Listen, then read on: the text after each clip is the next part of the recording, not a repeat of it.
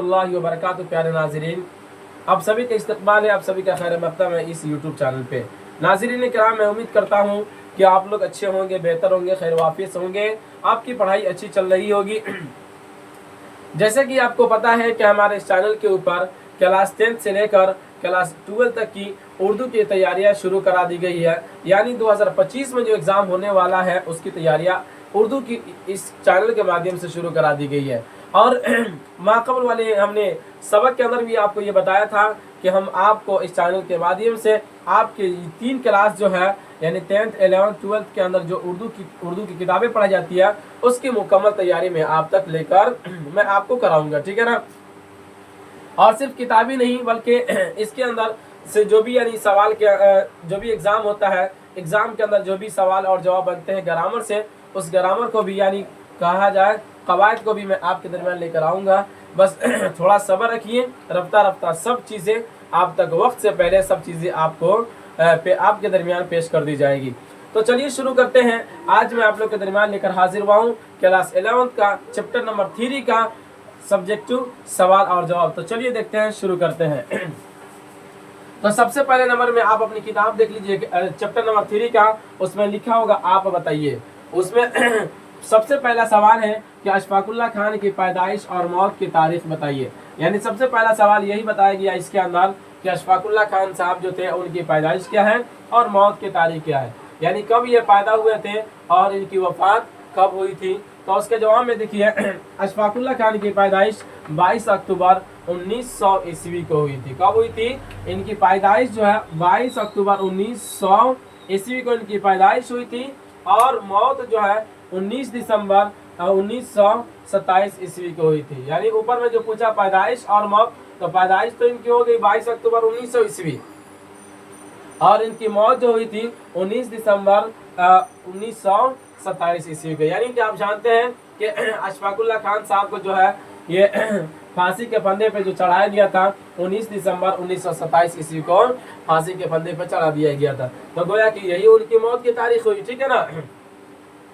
अगला सवाल है आपके बोर्ड पे, उनके वालिदैन का नाम दर्ज कीजिए। यानी आपकी किताब के अंदर ये सवाल है, ठीक है ना। उसके दूसरा सवाल ये है किताब का कि उनके वालिदैन का नाम दर्ज कीजिए। उनके वालिदैन, देखिए वालिदैन एक लफ्ज है, यहाँ पे माँ और बाप इन दोनों के लिए उर्दू के अंदर वालिदैन का लफ्ज इस्तेमाल करते हैं, ठीक है ना।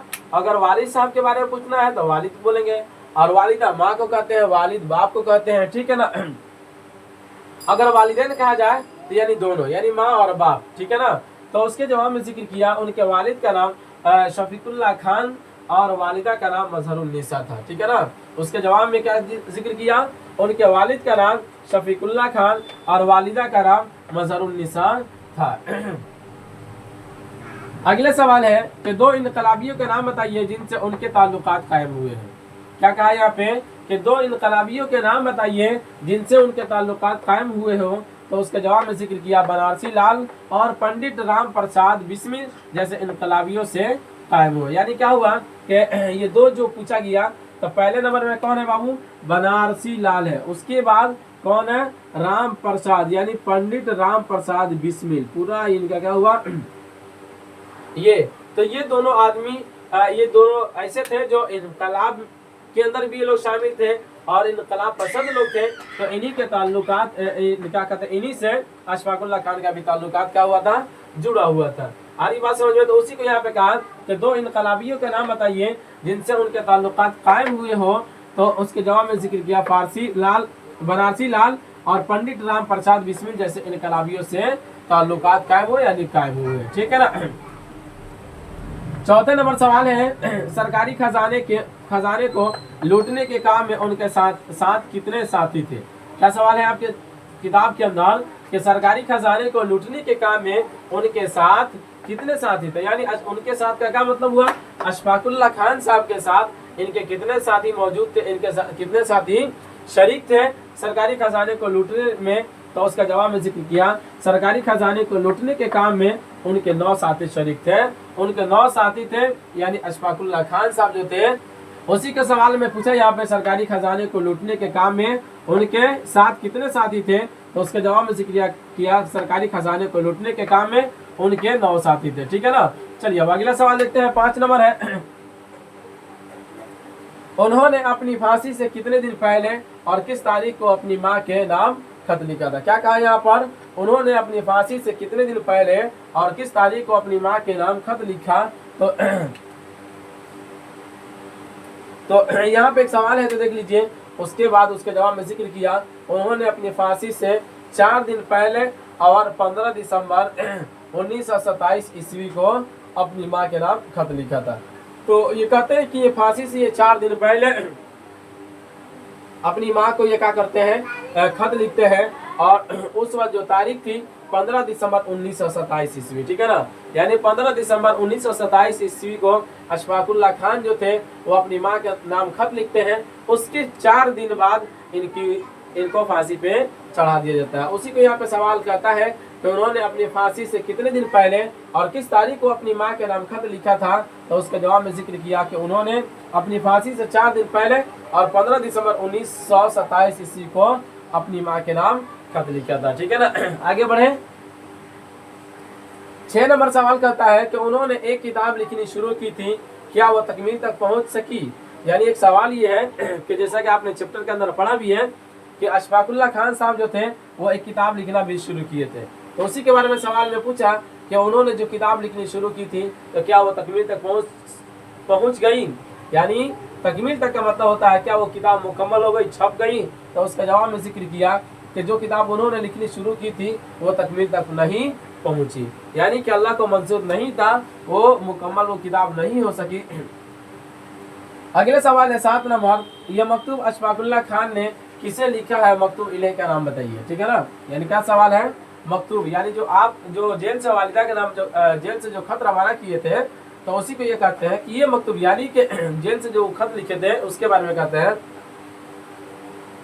अशफाकुल्लाह खान ने किसे लिखा है, मकतूब इलेह का नाम लिखे। यानी मकतूब इलेह कहते हैं जिसके जरिए कहते हैं जिसके लिए खत लिखा जाए उसी को क्या कहते हैं, मकतूब इलेह कहते हैं, ठीक है ना। तो उसी को सवाल में कहा यह मकतूब अशफाकुल्लाह खान ने किसे लिखा है, मकतूब इलेह का नाम बताइए। तो उसके जवाब में जिक्र किया यह मकतूब अशफाकुल्लाह खान ने अपनी माँ को लिखा है और मकतूब इलेह का नाम मज़हरुन्निसा है, ठीक है ना। यानी जिसके लिए लिखे थे खत, जिसके तरफ ये खत रवाना किए थे तो उनका नाम क्या था, मज़हरुन्निसा था। और ये किसके लिए आप किसको ये खत लिखे थे, तो अपनी माँ को खत लिखे थे, ठीक है ना। और उनकी माँ का नाम क्या था, मज़हरुन्निसा था, जैसे कि आपने पहले भी पढ़ा इस चीज को।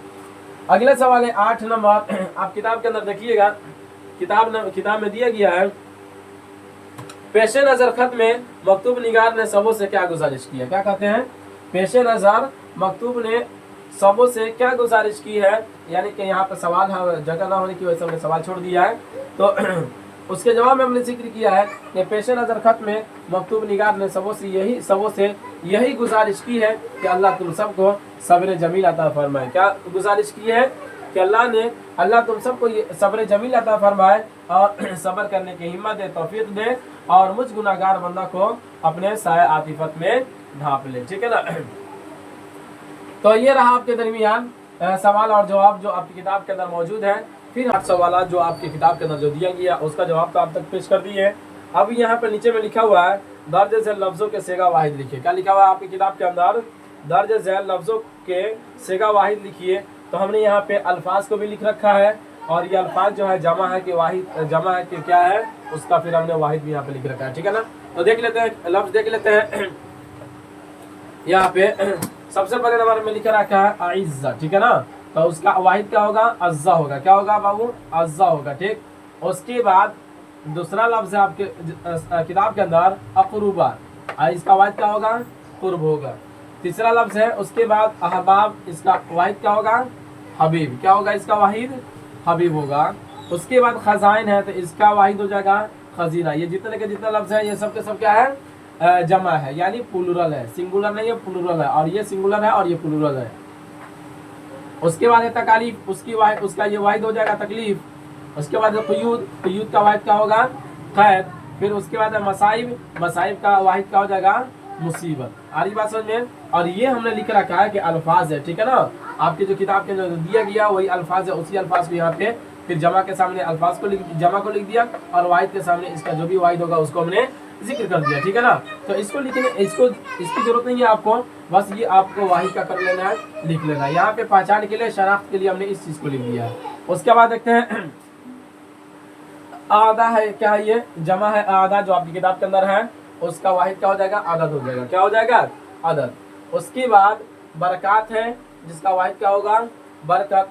फिर उसके बाद असबाब है जिसका वाहिद क्या होगा, सबब। उसके बाद क्या है, दलाइल जिसका वाहिद क्या होगा, दलील। क्या होगा बाबू, दलील होगा। उसके बाद क्या है, हुकूक जिसका वाहिद क्या होगा, हक, ठीक है ना। तो ये रहा आपकी किताब के अंदर जो दिया गया, दर्ज झेल लफ्ज़ों के सेगा वाहिद लिखे उसको